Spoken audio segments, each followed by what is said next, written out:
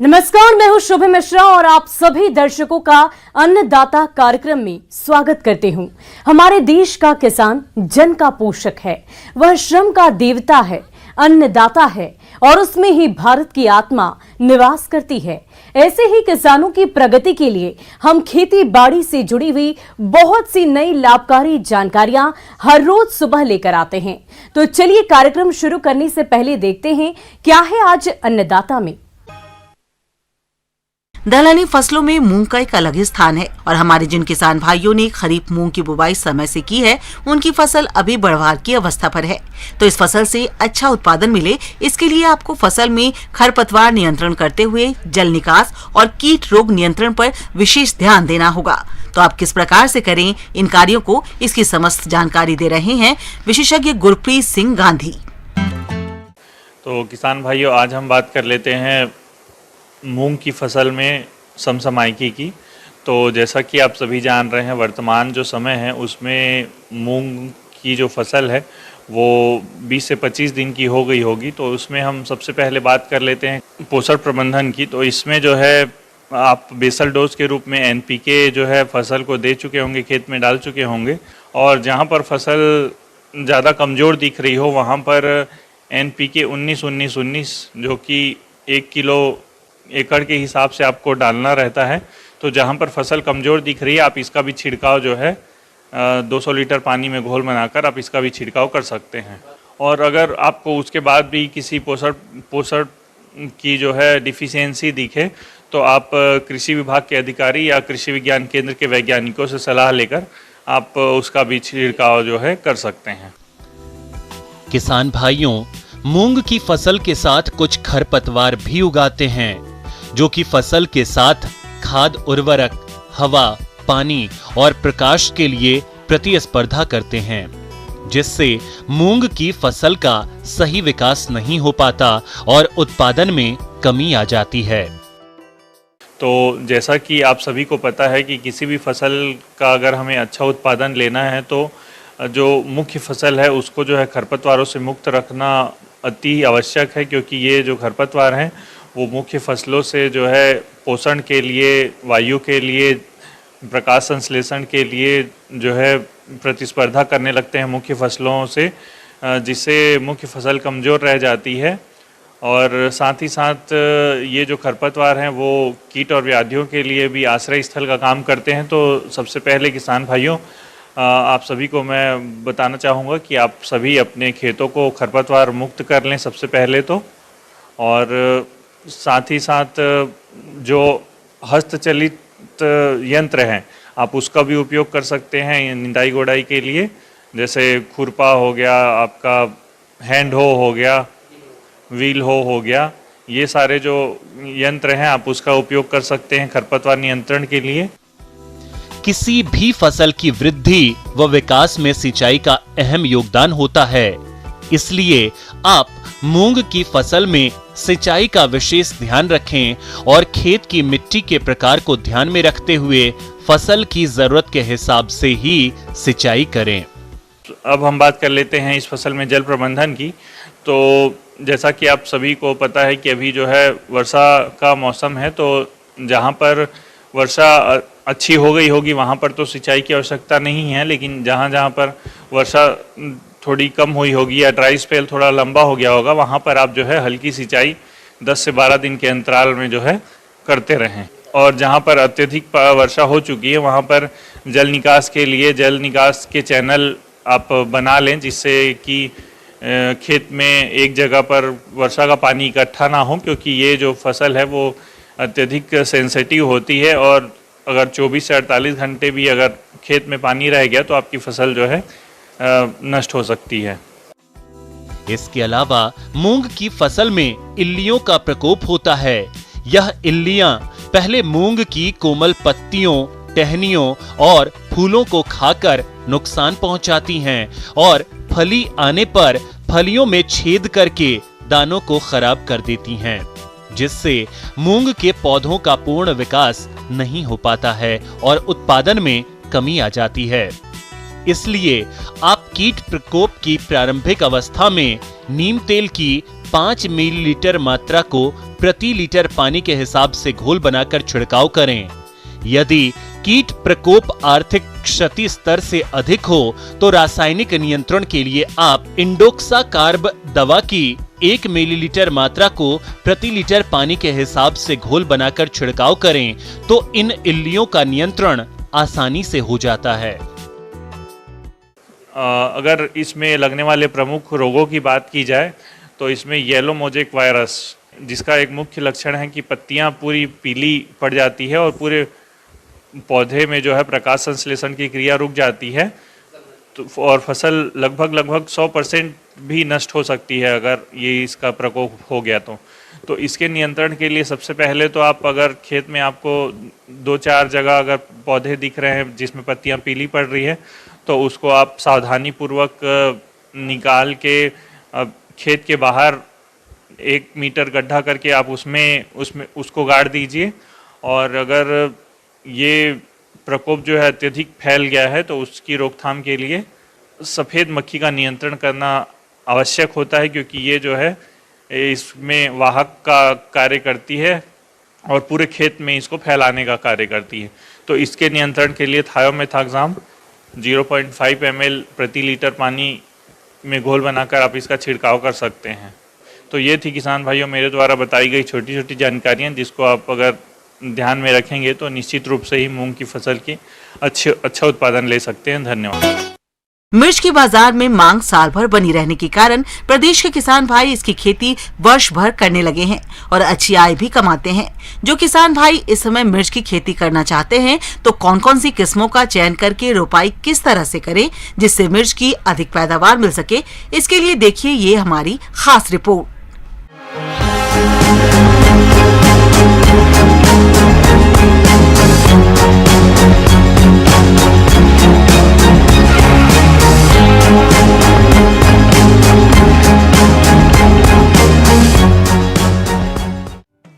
मिर्च एक मसाला वाली फसल है। हरी मिर्च की मांग सब्जी बाजारों और मंडियों में हमेशा बनी रहती है। मिर्च का उपयोग सब्जी, अचार, चटनी और दवाई बनाने में किया जाता है।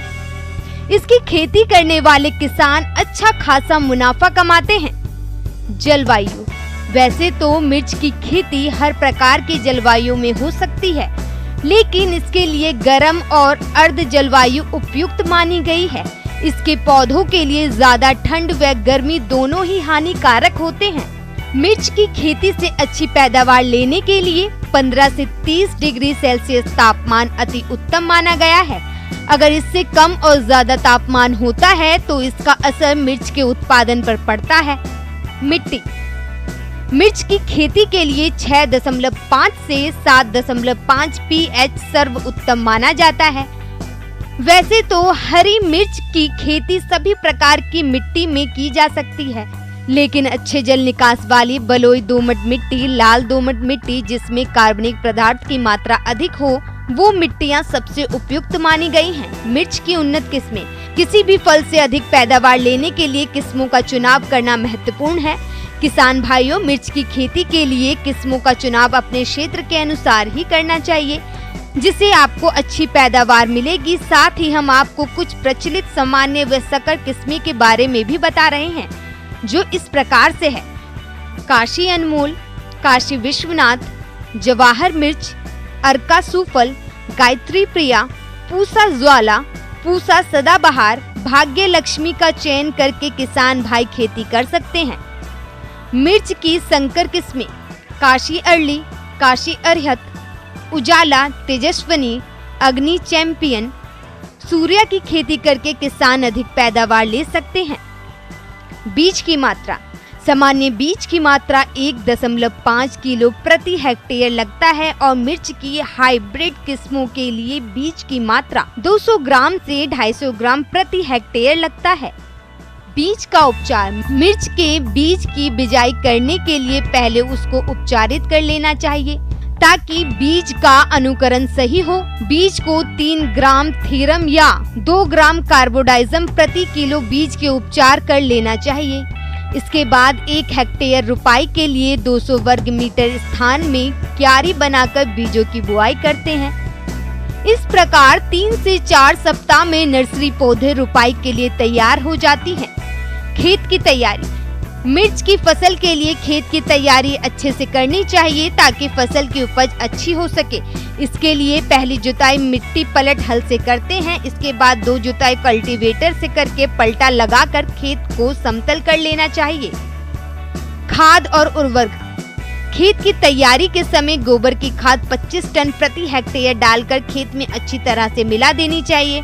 उर्वरक में urea 137 kilo, single super phosphate 187 kilo और म्यूरेट ऑफ पोटाश 50 किलो प्रति हेक्टेयर की आवश्यकता होती है, जिसमें नाइट्रोजन की आधी मात्रा, फास्फोरस और पोटाश की पूरी मात्रा पौधे रोपाई के समय खेत में डालते हैं और बाकी बची नाइट्रोजन खड़ी फसल में डालते हैं। पौध रोपाई। मिर्च की पौध की रोपाई करते समय पौधे से पौधे की दूरी का ध्यान रखें। किसान को लाइन से लाइन और पौधे से पौधे की दूरी 60 गुना और 45 गुना 30 सेंटीमीटर पर रोपाई करनी चाहिए। रोपाई के बाद हल्की सिंचाई करनी चाहिए। सिंचाई की मात्रा मिट्टी और मौसम की स्थिति पर ही निर्भर करता है। यदि वर्षा कम हो रही हो तो 10 से 15 के अंतराल पर सिंचाई करना चाहिए। दोमट मिट्टी में सिंचाई 10 से 12 दिन के अंतराल पर, अगर ढालू जमीन है तो 10 दिन के अंतराल पर सिंचाई कर देनी चाहिए। मिर्च की फसल पर फूल और फल आना शुरू हो जाता है तो उस स्थिति में सिंचाई करना अत्यंत आवश्यक है। इस प्रकार किसान मिर्च की खेती करके हरी मिर्च की सामान्य किस्मों का औसत उपज 125 से 250 क्विंटल और संकर किस्मों से 250 से 400 क्विंटल प्रति हेक्टेयर तक उपज लेके अच्छा मुनाफा कमा सकते हैं। मेरे प्यारे किसान भाइयों, जैसा कि आपको पता है कि ये मौसम अभी मानसून का चलने वाला है और इसमें आपको मैं आज अश्वगंधा के बारे में, अश्वगंधा की खेती के बारे में अवगत करा रहा हूँ। जैसा कि आप जानते हैं कि अश्वगंधा एक बहुत ही ज़्यादा और अच्छा व्यावसायिक महत्व का औषधीय क्रॉप है और इसमें अश्वगंधा की जो जड़ होते हैं वो अनेकानेक उत्पाद बनाने के लिए काफ़ी उपयोगी हैं। अश्वगंधा एक बहुवर्षीय पौधा है। सभी जड़ी बूटियों में सबसे अधिक प्रसिद्ध अश्वगंधा ही है। अगर लाइफस्टाइल डिजीज की बात करें तो तनाव और चिंता को दूर करने में अश्वगंधा को सबसे फायदेमंद माना जाता है। अश्वगंधा के कई तरह के इस्तेमाल के कारण इसकी मांग हमेशा बनी रहती है। अश्वगंधा की खेती कर किसान धान, गेहूं और मक्का की खेती के मुकाबले 50% तक अधिक मुनाफा कमा सकते हैं। तो इसकी कैसे खेती की जाए और किस प्रकार से आप आमदनी इससे व्यावसायिक खेती का लाभ ले सके, तो इसके लिए मैं प्रारंभ करता हूं कि जो वैरायटी आप अश्वगंधा की अभी रिलीज की गई है सरकारी संस्थानों के द्वारा, उसमें से सीमेप का, central institute of medicinal aromatic plant Lucknow का सीमेप का पोषिता काफ़ी अच्छा उसका रिजल्ट है। उसके बाद रक्षिता भी है, आप अपनी सुविधा के अनुसार उसको चयन कर सकते हैं। इसकी उन्नत किस्मों में जवाहर अश्वगंधा 20, WS10 और WS134 का भी प्रयोग कर सकते हैं। वहीं इन किस्मों से लगभग 6 से 8 कुंतल प्रति हेक्टेयर जड़ों का उत्पादन होता है। नर्सरी के लिए प्रति हेक्टेयर 5 किलोग्राम और छिड़काव के लिए प्रति हेक्टेयर 10 से 15 किलो बीज की जरूरत पड़ती है।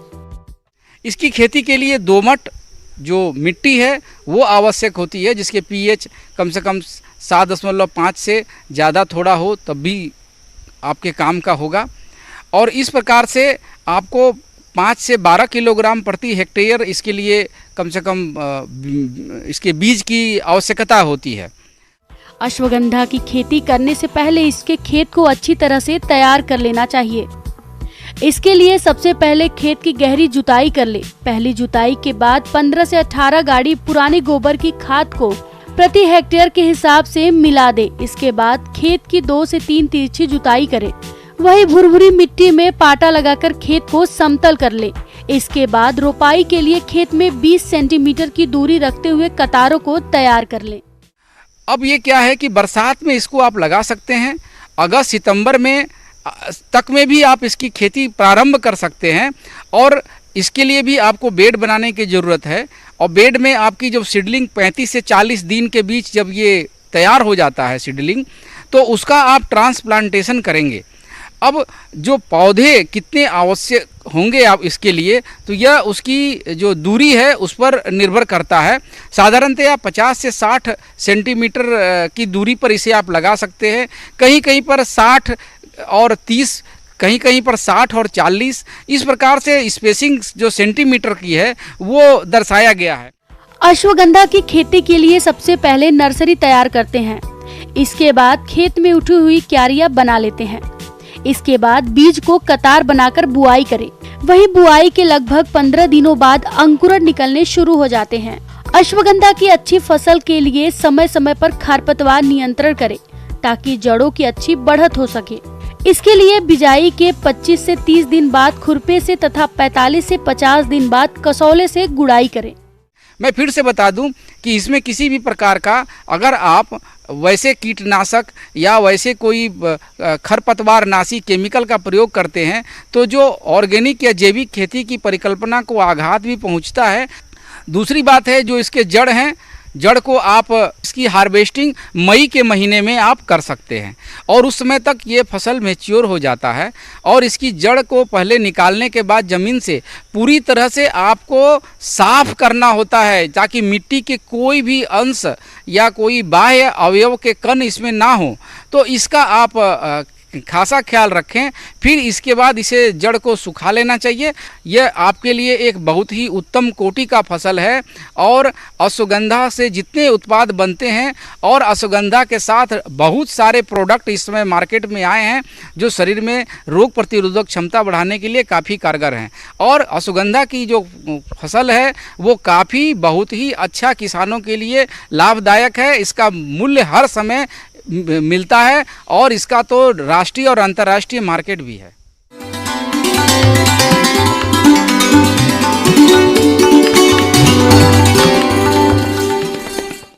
अन्नदाता हेल्पलाइन निशुल्क फोन संपर्क सेवा के माध्यम से आपके द्वारा पूछे गए प्रश्नों में से एक या दो महत्वपूर्ण प्रश्न को हम अपने कार्यक्रम में शामिल करते हैं और इसी के तहत आज किसान का सवाल और उसका जवाब कुछ इस प्रकार है। अन्नदाता निशुल्क फोन संपर्क सेवा के माध्यम से पूछे गए प्रश्नों में से आज हमने जिस प्रश्न को कार्यक्रम में शामिल किया है उसे पूछा है ग्राम थरा, जिला भिंड के कृषक मुरारी तोमर ने। ये बटेर पालन के बारे में जानकारी चाहते हैं। तो मुरारी तोमर जी, आपकी जानकारी के लिए प्रस्तुत है कार्यक्रम का ये अंश। नमस्कार किसान भाइयों, आज हम बटेर पालन पर बात करेंगे। बटेर, जैसा कि आपने नाम सुना ही होगा, ये आपके लिए नया नाम नहीं है। तो बटेर पालन एक ऐसा है कि आप इसका एक व्यवसाय कर सकते हैं। बटेर एक छोटा पक्षी है, मुर्गियों से कम समय में तैयार होता है और जो भी हमारे मुर्गी पालक हैं तो वो जिस प्रकार से मुर्गियों का रख रखाव करते हैं उससे बहुत ही मिलता जुलता आप बटेर पालन कर सकते हैं। पूरी दुनिया में बटेर की लगभग 18 नस्लें उपलब्ध हैं। उनमें से अधिकांशतः भारत की जलवायु में पाली जा सकती हैं। इन नस्लों में से कुछ नस्लें बड़े स्तर पर मांस और अंडा उत्पादन के लिए प्रसिद्ध हैं। किसान अपनी सुविधा के अनुसार किसी भी नस्ल का चयन कर सकते हैं। बुल व्हाइट, यह मांस उत्पादन के लिए अच्छी नस्ल मानी जाती है। यह अमेरिकी नस्ल की बटेर है। व्हाइट बेस्टेड, यह भारतीय प्रजाति का ब्रायलर बटेर है जो मांस उत्पादन के लिए उपयुक्त है। अधिक अंडे देने वाली नस्लों में British range, English white, Manchurian golden फिरौन और टक्सेडो है। बटेर जैसा कि आप जानते हैं, भारतवर्ष के अंदर बटेर पालन का व्यवसाय के लिए हमारा पक्षी अनुसंधान केंद्र इज्जत नगर से इसकी शुरुआत की गई और ये धीरे धीरे पूरे भारतवर्ष में ये फैलने लगा। तो हमारा कहने का मतलब है कि बटेर के पालन के लिए अगर आपने मुर्गियों के लिए अगर घर रखा है तो इसमें तो जगह भी कम लगता है। बटेर चूँकि छोटा पक्षी है, जितने में आप एक मुर्गी को रखते हैं उतने में कम से कम 5 बटेर रखे जा सकते हैं। लेकिन इसमें सबसे बड़ी बात यह है कि चूजा का मंगाने का, तो चूजा तो हर बार आप चूजा इज्जत नगर से जाकर ला नहीं सकते हैं। तो वैसी स्थिति में आप इसका पेरेंट का स्टॉक का अंडा आप वहाँ से ले आए और अपने यहाँ एक छोटा हैचरी, आजकल तो अगर आप कम तादाद में रखना चाहते हैं तो उसके लिए छोटा हैचरी जो है वो रखिए, और अगर बड़े तादाद में करना चाहते हैं तो इसके बड़े हैचरी भी उपलब्ध हैं। तो उसे लेकर आप हैचिंग अगर अपने यहाँ कराते हैं तभी आपको बटेर पालन का सही लाभ मिल सके।